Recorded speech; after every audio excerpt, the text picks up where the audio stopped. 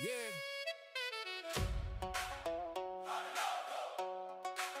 Your town nice. Stay in the know. Hardin County.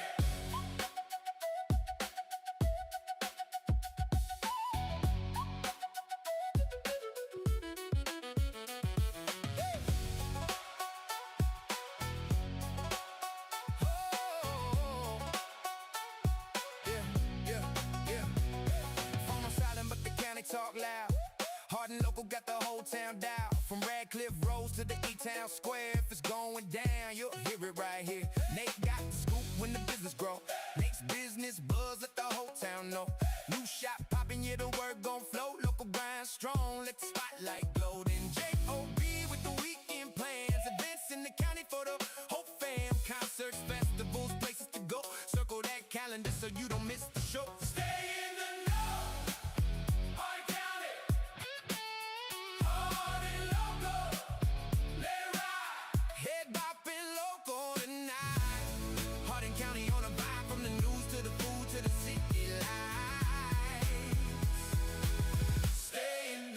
Hardin County.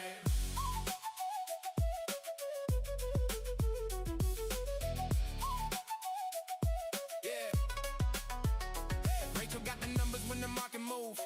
Housing update, let the data prove who's buying what and where things go. Smart move start when you stay in the know. Then the food talk hit when the mic get lit. Experience eater tell him where to sit. New spot fire, yeah, we gotta go. Local plates hot, let the flavor show. Small town roots with the vision big.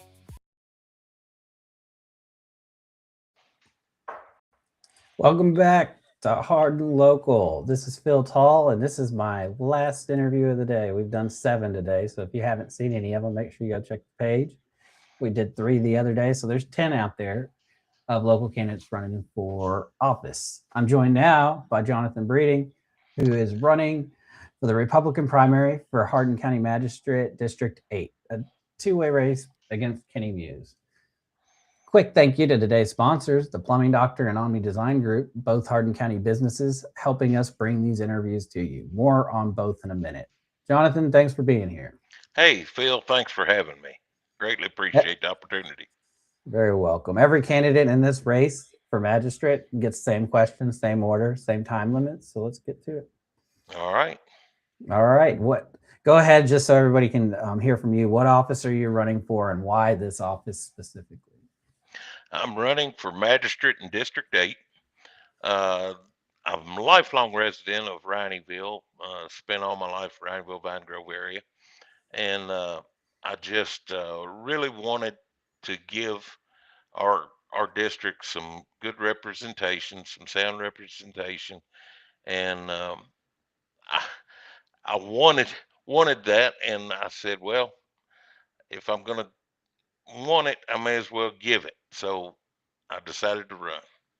All right. Was there anything that happened in your life that led you to make that decision? You know, early on in high school, I was involved greatly with the FFA. I was an officer at our local level, and then I was a regional officer, and leading. Just I enjoyed it. I really enjoyed being part of an officer team, and I think that's one of the things that has just really pushed me toward going on and wanting to be leadership for the county. All right. What in your background most prepares you to be a magistrate? Well, of course, Robert's Rules of Order was a must in FFA, and I served on parliamentary procedure teams, and through our church organization, I'm heavily involved in goings on of business in our church, and with me being connected with the county through agriculture so many different ways, I just felt like it was going to be a good lead in to me, for me to get into being magistrate for our district. All right. If voters only remember one thing about why they should vote for you, what's that one thing? I hope that they would remember my Christian morals. All right.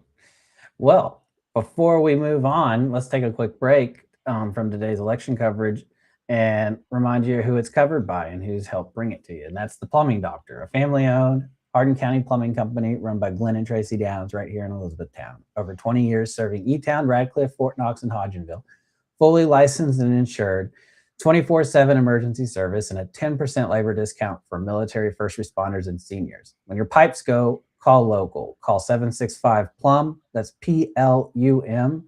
That's 765 Plum, the Plumbing Doctor. Experienced, reliable, and affordable. All right, Jonathan. First 90 days in, say you do get elected. What's the first concrete thing you do in office? Ooh, uh, first thing I want to do is um, look at our budget line item by line item. See where we can start trimming some fat. See where we can not do away with, but see what we can do better that we're already doing.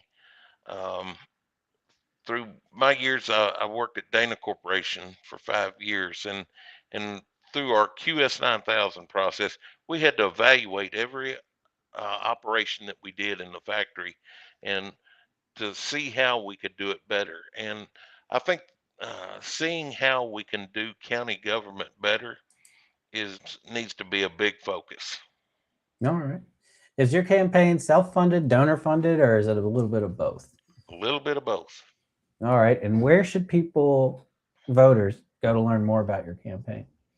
Okay, we have a Facebook page, uh, Breeding for District, or yeah, Breeding for District 8 is our Facebook page. And you can email me at breedingdist8, that's breeding, BREEDING, DIST 8 at gmail.com. All right. They can also reach me by phone if need be, 270-268-0198. All right. I'll make sure to get that added to the video post as well once it's over. Yeah. Um, and all right, before we get into the magistrate specific questions, a big thank you to our second sponsor, Omni Design Group. Omni is a second generation builder based in Elizabethtown. Josh Branningham, a good friend of mine, and Corey Jewell. They're both born and raised in the area. They handle new construction, remodeling, residential, and light commercial. Any size home, any size reno, no idea too out of the ordinary. If you've got to build a remodel or an outside the box project, call or text Corey at Omni Design Group, 270-769-8339. That's 270-769-8339. Corey at Omni Design Group, locally owned, locally built, custom thinking. All right, race specific questions for magistrate. Here we go. Understanding the role is the first question. A magistrate, and this is for our audience, some people that may not know, part of this question is just so they get some context on it. A magistrate is one of the 8 members of the Hardin County Physical Court. Legally, you only have the power when court is in session. In plain language, how do you describe the job to a voter who's never been to a physical court meeting? What can a magistrate actually do, and what can a magistrate not do? Well, the can do and cannot do is a big, wide open answer. But what a magistrate does is, I like to use the analogy of government, federal or state government. The judge executive would serve as the president or the governor, and the magistrates serve as the legislative branch of government. They would be your representatives and your senators. So I like to refer to the executive and legislative branches of government for the county, and just kind of simplifies it a little. It does. Uh, I like the that. the can and cannot. Uh, a magistrate cannot do anything. A magistrate with physical court can accomplish a lot when they work together. Um, we there's a lot of things that I look forward to being able to work with the team. I think that physical court needs to be more of a team atmosphere, somewhat of a family, if you will. families don't always agree on everything. Families have arguments. Families work things out and they do what's best for the entire family. And if you'll replace family with Hardin County, you'll understand exactly what I'm saying. And I think we just need to do our best for the county as a whole. And yes, if elected, I'll be the magistrate for District 8, but I'll be a magistrate for the whole county.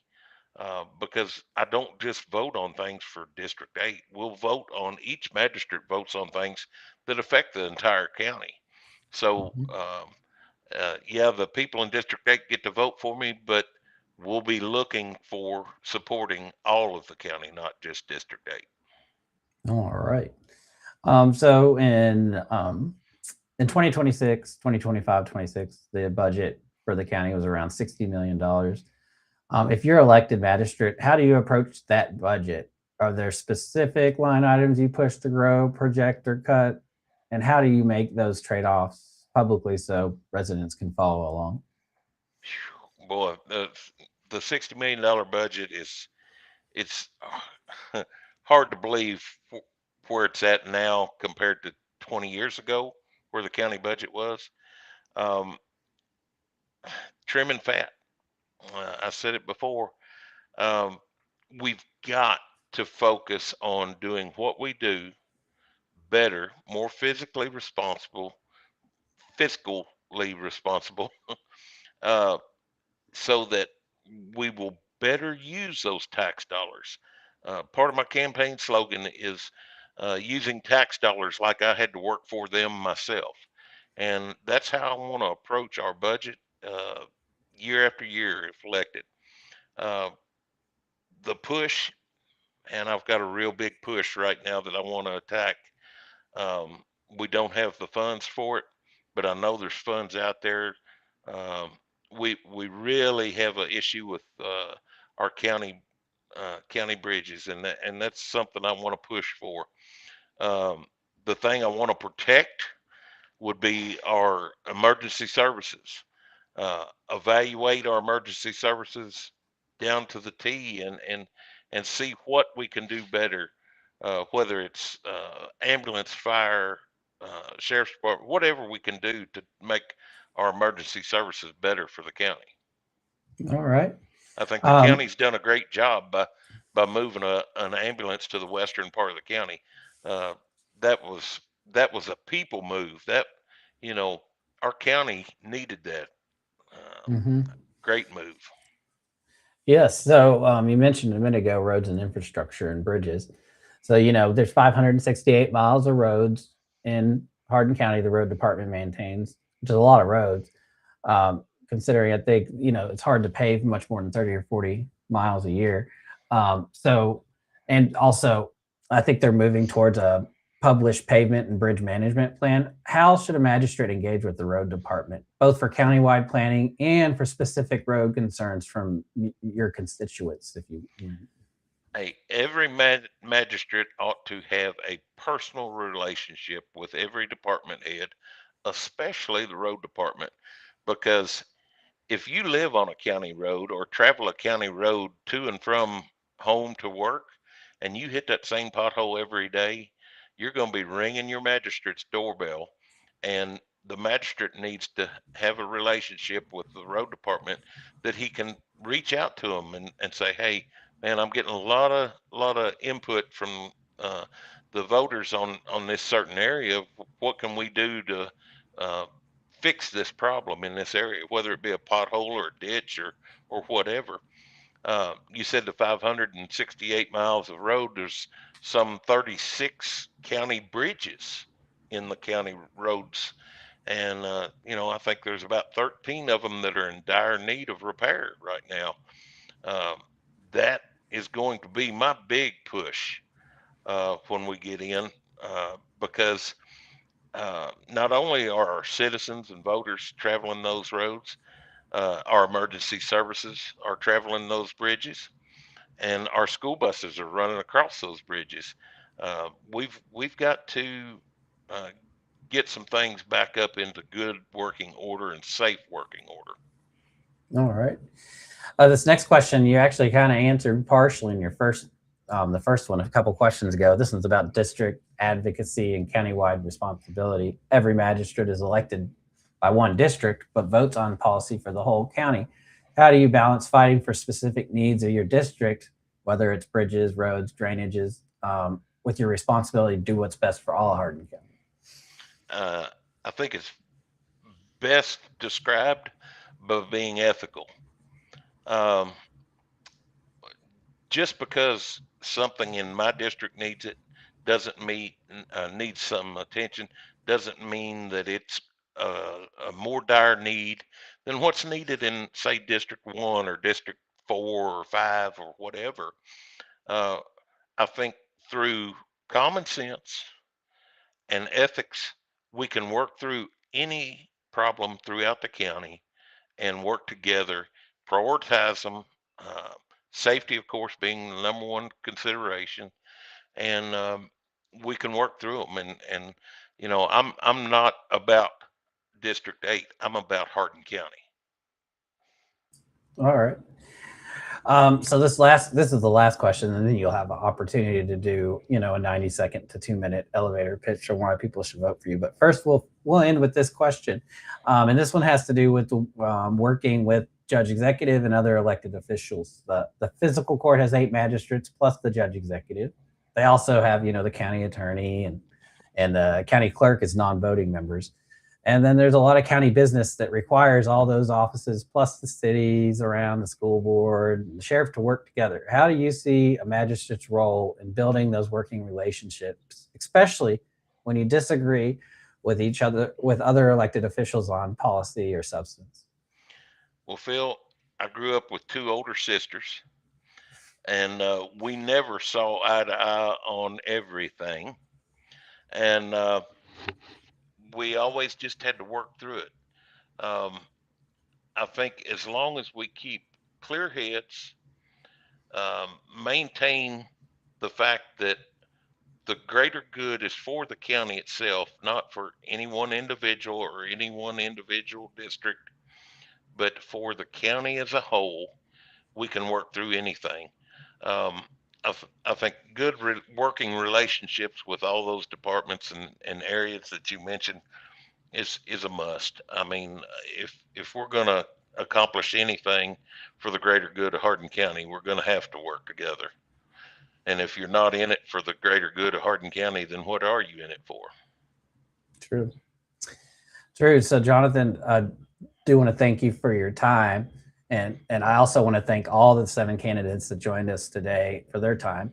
I'm going to give you the floor here in a second to end us out. But first, I wanted to thank today's sponsors one more time. The Plumbing Doctor. You can reach them at 765 Plum. That's PLUM. And Omni Design Group. Call or text Corey at 270-769-8339 for your next build, remodel, or custom project. This interview, John, will stay archived on Facebook for 30 days, the raw video, and it's also on YouTube. I encourage anybody to share it with anyone voting in District 8 on May 8th, 19th. Share this video. You can also go to hardinlocal.com. There's an election button at the top, which is going to give you everything. You can even go down, scroll down to the middle part of the page and click on the different offices. We'll have all those videos embedded there as they are finished and edited. But coming up on Wednesday in 2 days, our election marathon, 13 candidate interviews back to back to back, live from 1 p.m. to about 8 p.m. It's the longest live broadcast in Hardin Local history. I don't know how I'm going to do it, but I'll get through it. But we invite you to join us for that. We also invite you to join us tomorrow at 1 p.m. for our traditional weekly podcast, which will be on Facebook and YouTube. It's live at 1 p.m. It's also will be on Spotify after it's been published and edited, and Apple Music and all those different things. So we invite you to join us for those. But before that, Jonathan, go ahead and tell everybody, you got 90 seconds to say whatever you want and kind of pitch people, why they should vote for you. Hey, thanks again, Phil, for having me. In my 90 seconds, the first thing I've got to throw out there is when I decided to run, I knew that I wanted an advisory committee, if you will. I picked out 12 people in our district that had talents and specific jobs that I knew would intertwine my campaign and my position as a magistrate with the county tighter. I've got 3 square feet that I stand in, and I wanted these people's 3 square feet to add to mine. So I've reached out. I've got someone retired from the Kentucky Department of Transportation. I've got a developer. Uh, I've got a trucking company representative. I've got controller from a corporation here in town. I wanted to surround myself with people that could give me their aspect of what Hardin County needed.